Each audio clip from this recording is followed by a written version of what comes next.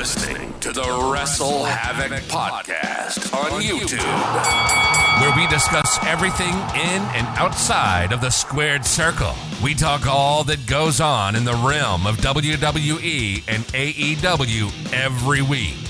And now, here's your host, the one that will give you a reality check on pro wrestling, Flamin' Ricky DeReyes. This is the WrestleHavoc Podcast.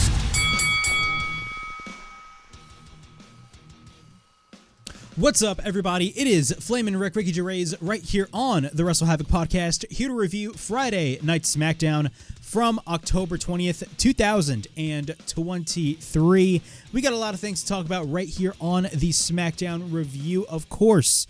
We got to talk about Crown Jewel. Crown Jewel is in 2 weeks, and we now know what the main event will be for WWE Crown Jewel, and it is official. Roman Reigns will be defending his Undisputed Championship against the megastar himself, LA Knight. Yeah, speaking of LA Knight, of course, had a phenomenal opening segment with the wise man of the bloodline himself, Paul Heyman. We also on this show had a WWE Women's Championship match as Iyo Sky defends her title against Charlotte Flair, which of course Iyo Sky won and retained her title, which saw at the end of this show the return of Bianca Belair.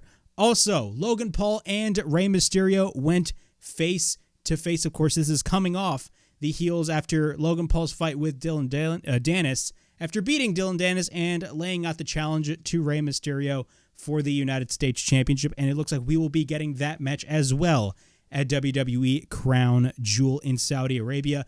John Cena was also on this show, teasing retirement, but at the same time swerving the crowd, basically pulling a 2013 Mark Henry. And of course, his battles with the bloodline are continuing as Jimmy Uso came in and Solo Sikoa to attack John Cena, which saw Jey Uso coming out of nowhere and beat the living hell out of Jimmy Uso, of course, after the events this past Monday on Raw, which saw Jey Uso and Cody Rhodes drop their Undisputed Tag Team Championships back to the Judgment Day, as, of course, Jimmy Uso cost Cody Rhodes and Jey Uso the tag team title. So we got a lot of things to talk about right here on the SmackDown Review. Before we get on with all this craziness regarding Friday Night SmackDown, please make sure to like and subscribe to the WrestleHavoc Podcast right here on YouTube, in which we discuss everything in and outside of the squared circle. Make sure to like and subscribe for more content. And as the friggin' referee would say, ring, ring, ring that damn bell for more notifications. Of course, if you guys had missed it, or I shouldn't say if you guys had missed it, because I haven't uploaded a video in almost a week. If you guys want to follow me on social media, of course, I'm on social media. I'm on Instagram, Twitter, or I should say X, and TikTok. Of course, that is at FlaminRick_ or FlaminRick0305, or on TikTok, it's at Ricky DeReyes. If you guys want to follow me on social media, you can follow me on those social media platforms, as well as subscribe for more content right here on the YouTube channel. And of course, this is the WrestleHavoc Podcast, discussing everything in and outside of the squared circle. All right, before I get on with anything regarding SmackDown, I want to note a couple of things. I haven't really been consistent with my uploading recently because, of course, I'm busy with a lot of things regarding school and all that other stuff. Regarding the Dynamite review, I will try to film the Dynamite review hopefully tomorrow and upload it tomorrow, because, of course, we also have Collision, and I'm trying to cover Collision as well. Now, I know I'm not going to be able to cover Monday Night Raw. I actually haven't covered Monday Night Raw in over a month, almost 2 months at this point. I haven't covered Raw at all. And actually, for almost the majority of the month of September, I actually missed Raw. I didn't even watch Raw at all. I'm trying to get back a hang with, everything that's going on the show, because a lot of stuff is going on the Raw side of things, of course, with the rise of Jey Uso and, the tag team with Cody Rhodes and them dropping the titles to the Judgment Day. A lot of stuff is going on the Raw side of things, and actually Raw is actually starting to become a much better show, a lot of people are saying.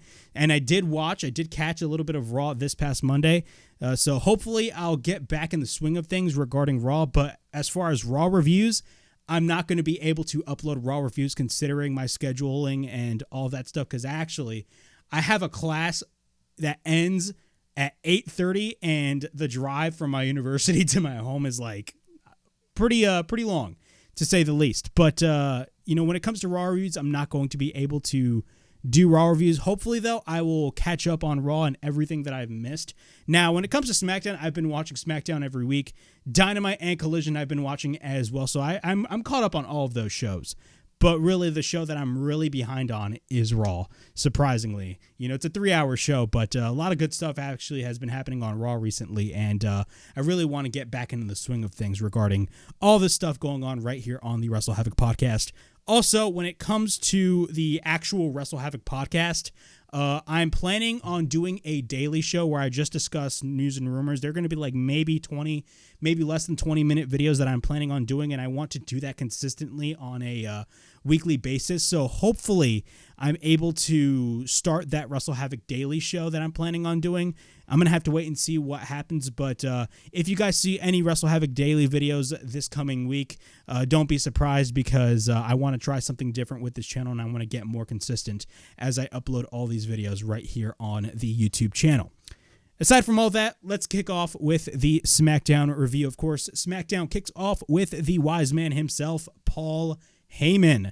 Of course, he says he has really big shoes to fill in the bloodline this week. I mean, he has really big shoes to fill every fucking week, especially when Roman Reigns is not here, because this man is literally sweating in just fear, because you never know. You don't want to piss off the Tribal Chief at the end of the day. See, did you see what Jimmy Uso did at Monday Night Raw? Jimmy Uso called the play, and he took the inspiration and motivation of your Tribal Chief, Roman Reigns. And Jimmy Uso single-handedly cost Jey Uso and even Cody Rhodes the Undisputed Tag Team Championships. And here now, I have other news.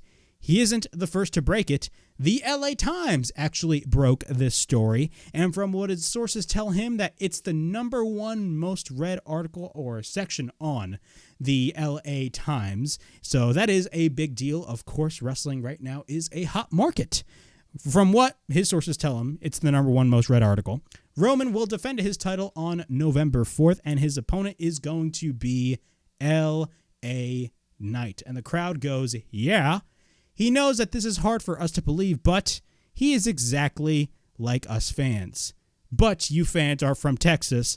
I'm from New York, says Paul Heyman. And he dresses better than us, and of course he has more money than us.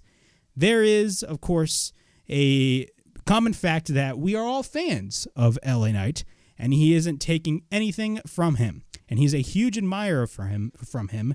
And if you're a fan of his, of course, of LA Knight, then you must be a fan of LA Knight. And the crowd goes, yeah. And then Paul Heyman says, of course, do not do that while I'm talking. You must watch Crown Jewel on November 4th, because it is the last damn time that we will see LA Knight in a WWE ring.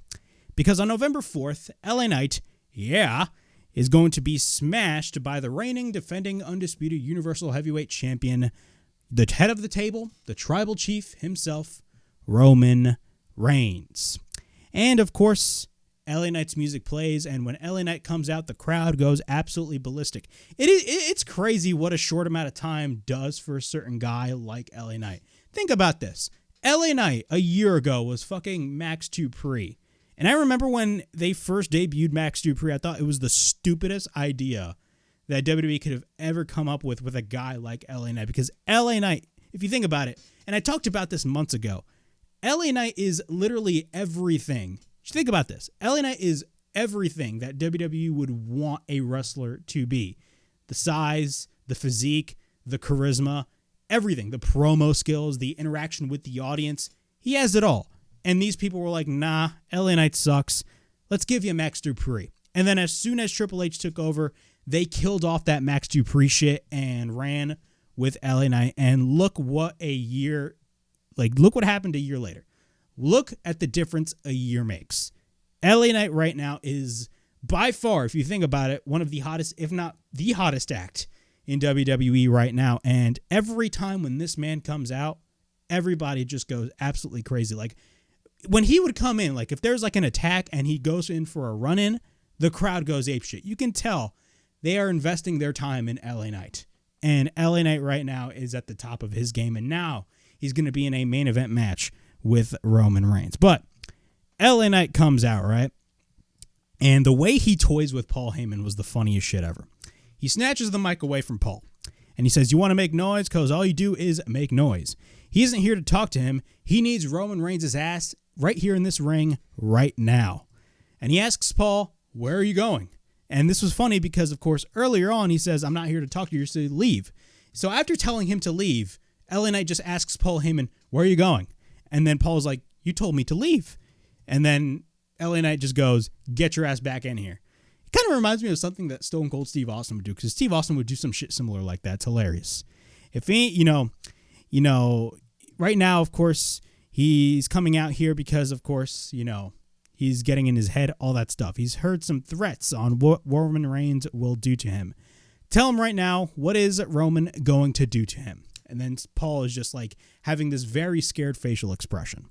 And then LA Knight goes, shut up. Then Paul tries to leave, and he says, if you leave, I will knock your hair back into gray, which is funny as shit. Word on the streets is that the spear was a warning shot. Right? I think they said, yeah.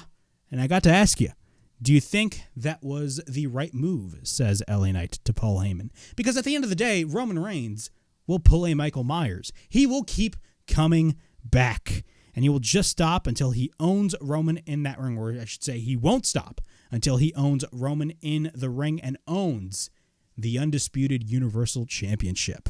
And if Roman is scared, just say he's scared. Because at the end of the day, Roman Reigns should be scared. So Roman Reigns should be scared because he's never seen anyone like him. As fast as he has risen, it will just be as fast when he takes that title from him. And of course, he goes, yeah. And then after that, the contract signing is next week, and it will take place in this ring. If Roman isn't going to be here now, make sure that when you talk to him, you will make it clear whose game this is. And when he looks at you and confused, you will make sure you will speak the undisputed truth. That is L.A. Knight. Yeah. And then he leaves and closes the segment. So that was basically everything that LA Knight said. If I mumbled, if I fucked up a little bit, my apologies. Usually when it comes to LA Knight promos and I try to take notes at the same time, it's actually very difficult to kind of do that because, number one, he speaks mad fast and I'm just like typing. But not only that, LA Knight is just so good that I don't even want to take notes. And it's hard to impersonate LA Knight considering he's just so fucking good at the end of the day. But it is what it is. Overall, the opening segment with LA Knight and Paul Heyman was absolutely everything that it needed to be. Even though Roman has a very light schedule and he's not going to be here in most weeks, I think you do have enough tools without Roman Reigns in order to build for a Roman Reigns and LA Knight match. Now, I assume Roman Reigns and LA Knight, will be on the show next week because they're going to be doing a contract signing. So that's going to be great to see. Not only that, of course, Crown Jewel is only in 2 weeks. And, of course, Roman Reigns is the attraction. So they need to have a big main event. And that main event is going to be Roman Reigns versus LA Knight. Now, I know a lot of people want LA Knight to win. And I hate to be the bearer of bad news, but I'm going to be brutally honest with all of you LA Knight fans. And look, I'm an LA Knight fan myself. Trust me, I'm a big LA Knight fan. But the truth of the matter is that there is no fucking way LA Knight is going to beat Roman Reigns. Now, is that, going to make LA Knight kind of go lower in the card? We do not know. But my perception of this whole situation is that they're giving LA Knight this platform, this main event spot. If you think about it, to kind of prove himself, because right now management knows that he is super popular, and at the end of the day, LA Knight is going to be someone special further on down the line in the future. At the end of the day, this match with Roman Reigns is a win for LA Knight. Even though he's going to lose the match, at the end of the day, this is going to be a win for LA Knight's career and for LA Knight, to go on further on in the future. Because if you think about it, they're going to book LA Knight like $1 million in this match. And they're going to create instances where LA Knight is going to be this close to beating Roman Reigns, but at the end of the day, he doesn't. And if anything, once LA Knight loses, LA Knight is actually going to get more and more and more over than he already is, if that makes any sense. So, honestly, I'm very happy with the idea of us getting Roman Reigns versus LA Knight because it is something new and fresh, and it's something that WWE is reacting to, and they're finally listening to the fans in a sense of, hey, this guy is white hot, and we're going to put him in a main event match with Roman Reigns. Especially for a show in Saudi Arabia, I think that it is the right decision to make, and honestly, I think it's going to be a great moment for LA Knight. Even though he's going to lose, I think LA Knight is definitely going to be protected very, very, very heavily. And when he gets pinned by Roman Reigns, which we all know he's going to get pinned by Roman Reigns, I do believe LA Knight is going to come out stronger in the end at the end of the day. And he's going to go on to, greater heights after this match. So that is my opinion on the nature of the situation. But nonetheless, I like the fact that we're getting LA Knight and Roman Reigns at Crown Jewel. After that, we got Santos Escobar versus Montez Ford, of course. Bobby Lashley earlier was backstage with the Street Profits, and Ford was working out. Ford was working out, and of course, Bobby Lashley tells Ford to fight with pride. So, of course, this new attitude of the Street Profits are really, there's kind of a little bit of detour going on with the Street Profits right now. In one moment they lose their matches, and in some other moments they'd win their matches. But in this case, Montez Ford in a singles match against Santos Escobar, Montez Ford got the win with very heel tactics, of course, because Bobby Lashley's group are heels. Both men lock up. We get a kick by Ford. He follows up with the right hand. We get a cover and a 1 count. We get a back elbow by Ford when we get a cover and a 1 count. We get a series of body shots by Santos Escobar, and then we get a drop kick by Ford. We get a cover again by Ford and a near fall followed by a sunset flip. We then get a running kick, and then we get a standing splash. After that, we get a cover again and a near fall. We get repeated kicks onto the knee of Ford, but then Ford hits the enziguri, sending Santos to the outside. After that, once we're back from commercial break, we get a splash by Ford into the corner. After that, we get a back elbow by Santos, and then Ford off the second rope takes out Santos with a reverse bulldog, which looked pretty sick, by the way. Then he goes for repeated shoulder tackles, and then he hits a thrust kick, taking Ford to the outside. We then get a tope by Santos, but then Santos goes to the top. He hits a crossbody. We get a cover by Santos and a near fall. We then get a running knee by Santos in the corner, but then he picks up Ford for the Phantom Driver. After that, Ford is on the apron. He ends up hitting the enziguri after that, but then Santos hits an enziguri of his own when Ford goes to the top rope. After that, Santos goes for the head scissors off the top. Dawkins pulls Ford on the outside, but then Santos takes Ford back into the ring. Then here are where the heel tactics come in. The referee checks on him when, of course, Ford is in the ring, and Dawkins, out of nowhere, who's on the outside, pushes Santos to the ring post, which leads to the LWO to basically fight back on Dawkins, but then Santos comes back to fight off Angelo Dawkins. But once Santos comes back into the ring, Ford ends up going for a roll-up, which gets the win for Montez Ford.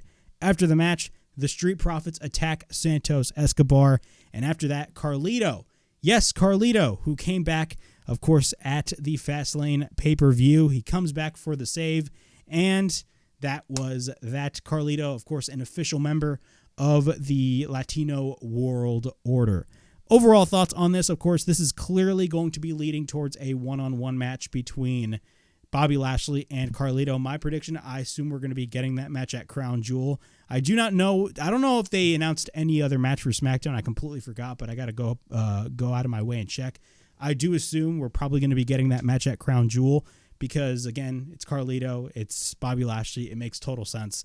But nonetheless, I'm really enjoying this storyline, and hopefully we'll see where it goes further on down the line.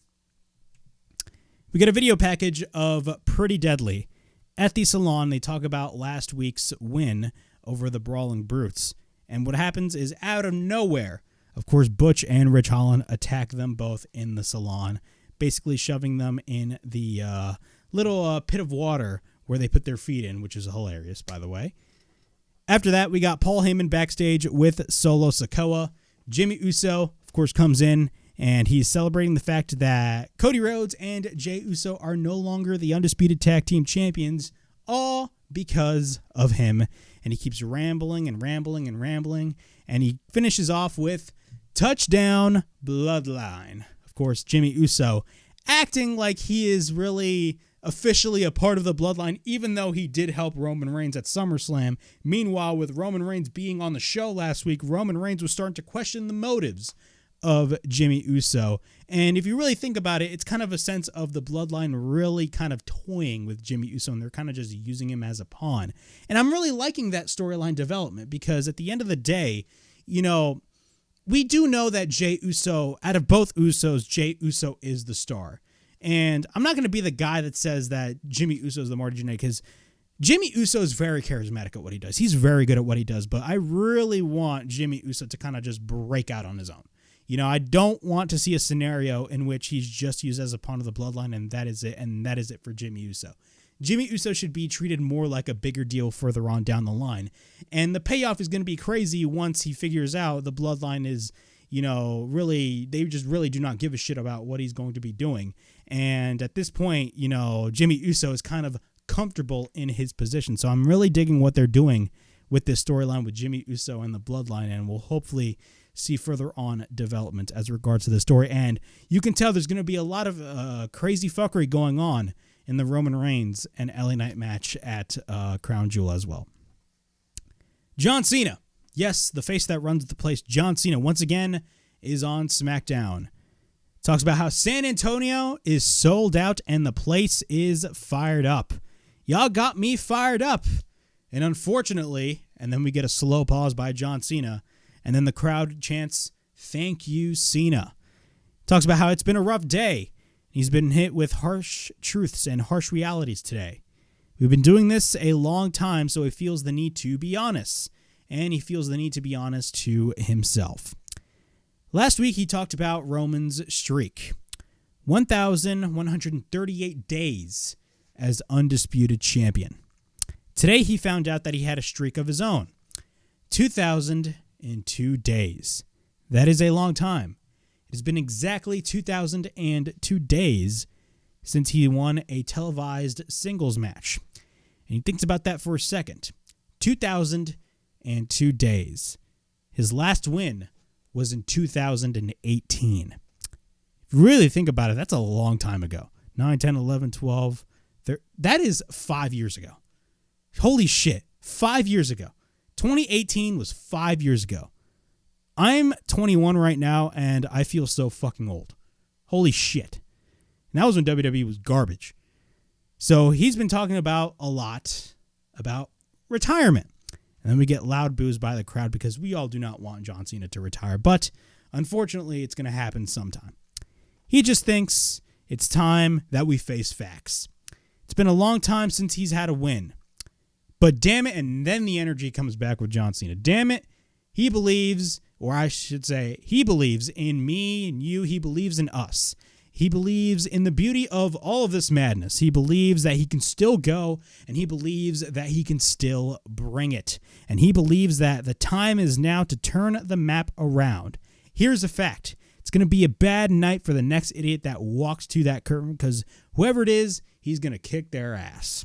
After that, Solo Sikoa comes out, and for a second there, I thought he was going to actually wrestle a match, but instead that wasn't the case. He was just going to brawl with somebody, and in this case, and it made total sense, it was going to be against Solo Sikoa because John Cena and the Bloodline, I should say, the Bloodline, I mean, the Bloodline's not really the Bloodline, but you get my drift. John Cena has basically been feuding with the Bloodline the past couple of weeks, and Solo Sikoa comes out. Both men fight it out, but out of nowhere, of course, the official member, quote unquote, of the Bloodline, Jimmy Uso, comes out and hits a super kick. Now, when he hit this super kick, it was pretty funny. I don't think he hit the super kick fully, and it was pretty obvious if we watched on television. But Jimmy Uso hit a super kick, and then out of nowhere, very similar to the same way that Jimmy Uso did to Jey Uso at SummerSlam, a hooded figure drags Jimmy Uso out of the ring. The hooded figure revealed himself, and it ended up being Jimmy's twin brother, Jey Uso, the man he cost the Undisputed Tag Team titles from on Raw this past Monday. It's main event Jey Uso, and the crowd went absolutely fucking ballistic. You can tell how the product is hot. If you want to know how hot the WWE product right now is, just look at the crowd reactions in all these big moments. Even the smaller moments, in moments like this, the crowd goes absolutely fucking ballistic. That is because they are invested in what they are fucking watching. You can tell the product is hot right now. It's main event Jey Uso. Jey Uso is the hooded figure, of course, in retaliation for not only what happened at SummerSlam, basically, of course, shades with the hooded figure, all that stuff, but, of course, in retaliation of what happened this past Monday on Raw. And then he sends Jimmy over the barricade to the timekeepers area. And then meanwhile, Jimmy Uso is still kind of like in his Jimmy Uso mode. And he's like, time out, time out, time out.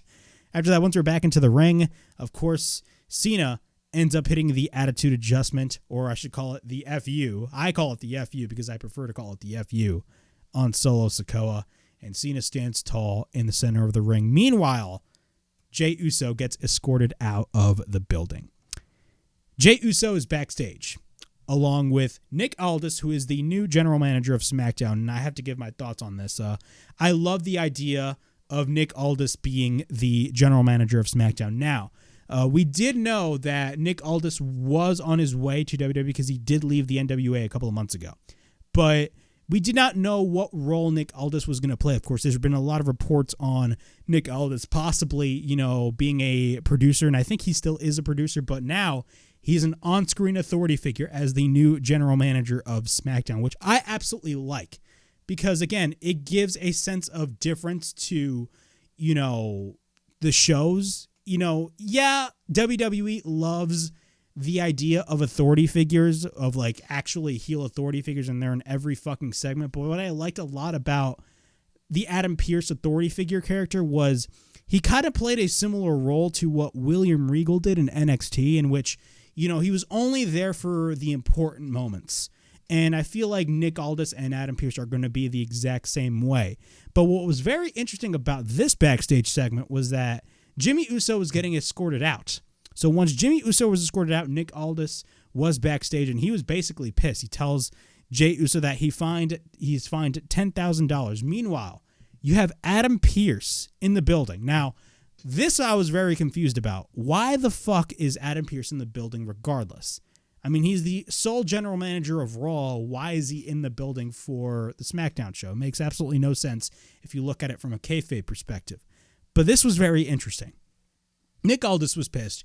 He fines Jey Uso $10,000, and he not only escorts Jey Uso, but he escorts Adam Pearce.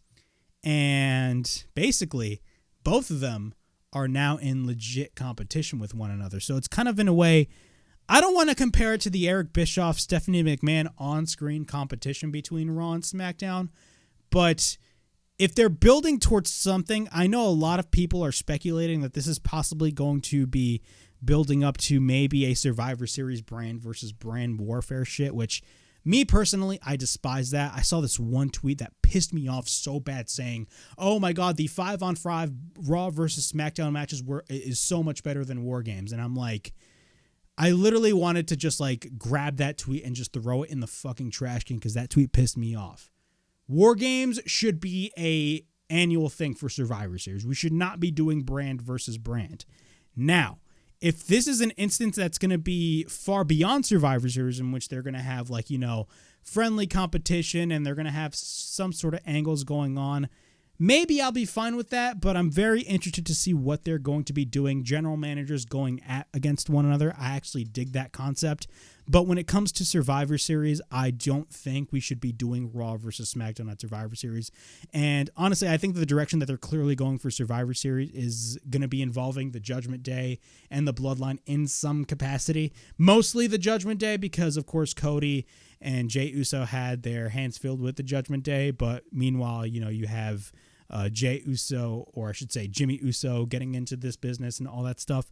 So it's going to be very interesting to see where we will go for Survivor Series. But my prediction is that I think we're going to be getting War Games, which is what they need to do. I don't think they're going to be doing Raw versus SmackDown, but I think they're going to be doing angles that kind of show like the competition between Raw and SmackDown, maybe beyond Survivor Series, which honestly I'd be 100% down for at the end of the day. So I'm down with that, and I actually liked that.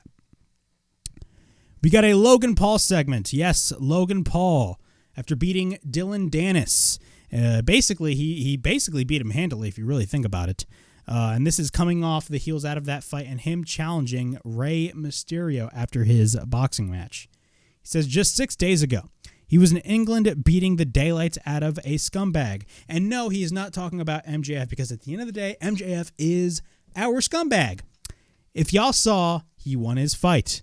But to call it a fight, it seems like a disservice.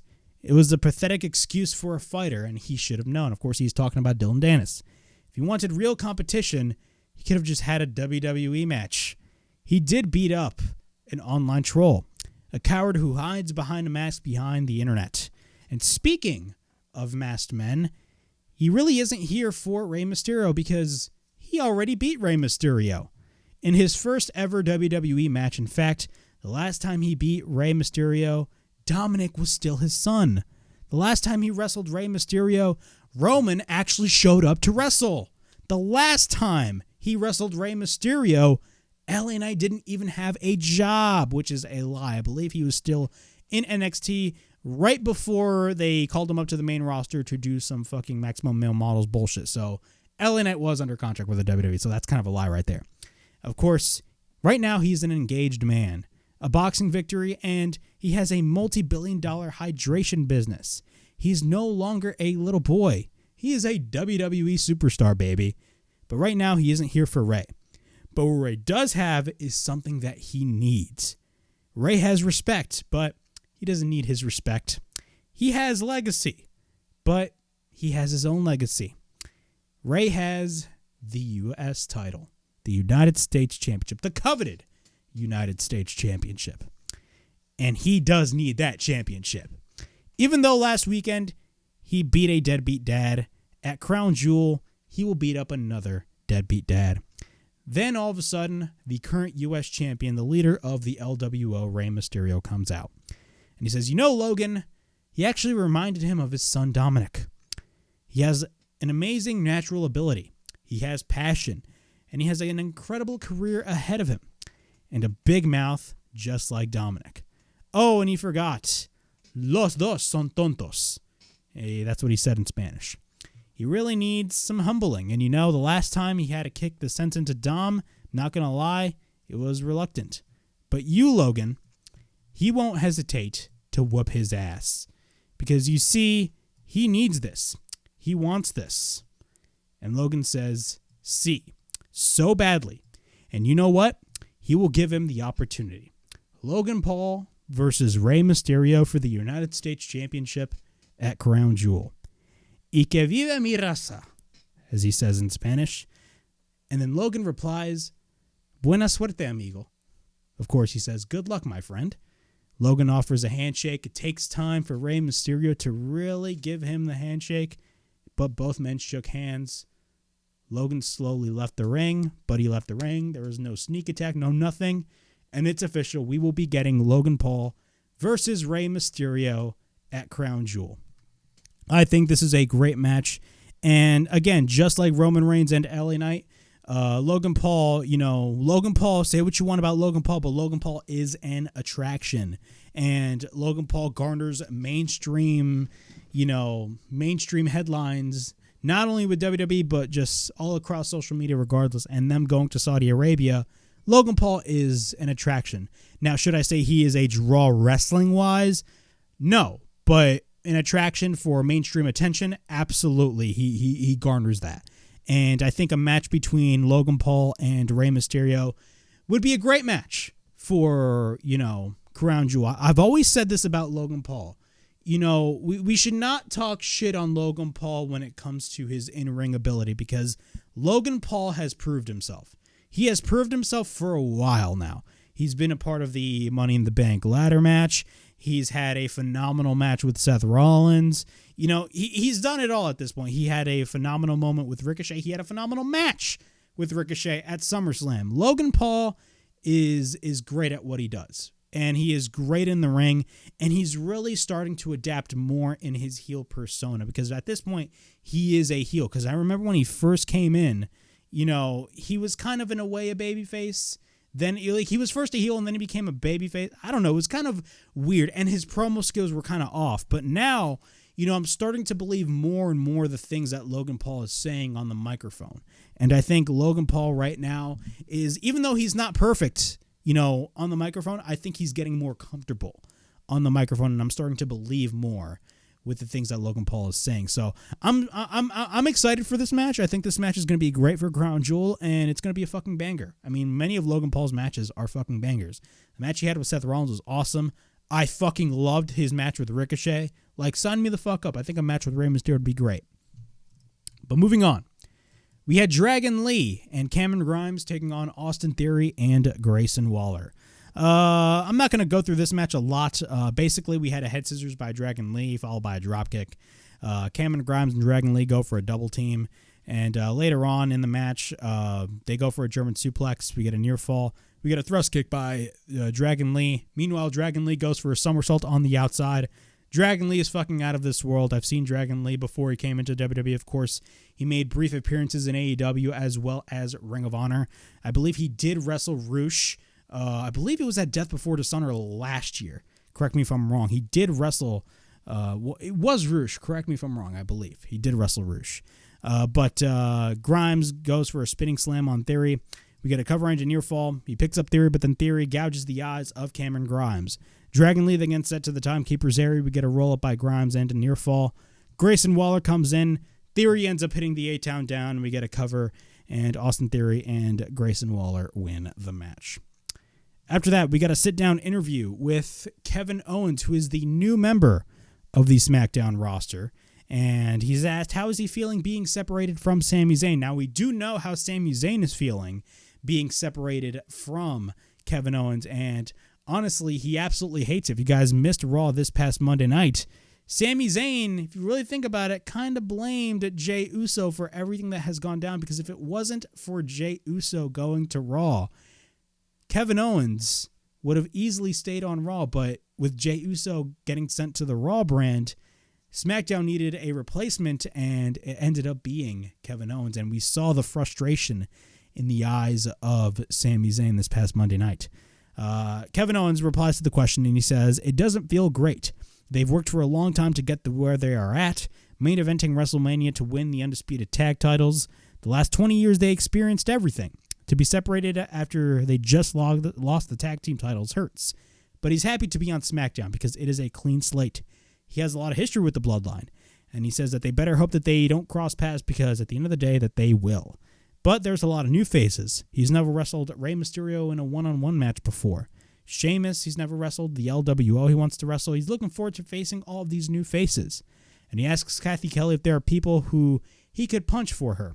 After that, he mentions Grayson Waller and Austin Theory, and he says Raw, SmackDown, no matter where he is, he wants people to go home and have them realize that this is still the Kevin Owens show.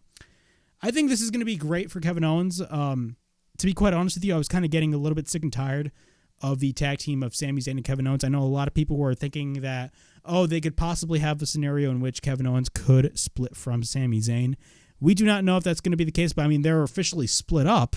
But who knows? Maybe they could visit a future, angle down the line with that. But I think right now, them being on different brands really gives creative a new direction for both men, especially for Sami Zayn. Because if you really think about it, man, by the end of last year and early this year, Sami Zayn was white fucking hot. I'm not saying that they blew his momentum off, because they didn't. Sami Zayn is still relatively over with the audience.